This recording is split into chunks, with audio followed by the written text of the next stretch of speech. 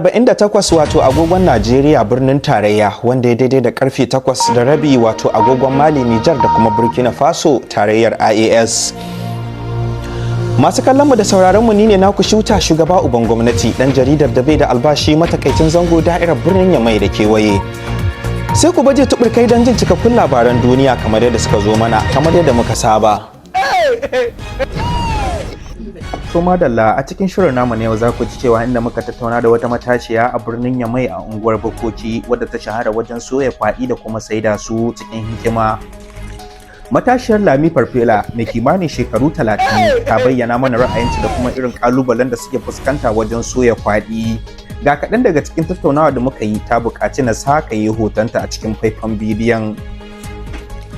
Assalamu alaikum ɗan jarida mara albashi, da farko dai suna na Hajiya Lami Farfela. Muna sai da kwaɗi, muna safarar su ko ina. Cikin sana'ar sai da kwaɗi na ƙware matuƙa ba kaɗan ba. Muna soya, muna gasa, muna sulala, muna farfesu irin wannan muna sai suwa ma 'yan Cana Hausawa waɗanda sun ka taɓa ci sun ka ji daɗi sun ka dawo. Yanzu matsala guda muka fama da ita, mu dai matsala gudan nan da muka fama da ita muna buƙatar a rage muna kuɗin kayan miya. Ƙaryan mai sai da kwaɗi da ina farfesu, ina gasawa, kai muna soyawa ma muna sai suwa, kun babu inda ba mu safarar kwaɗi babu.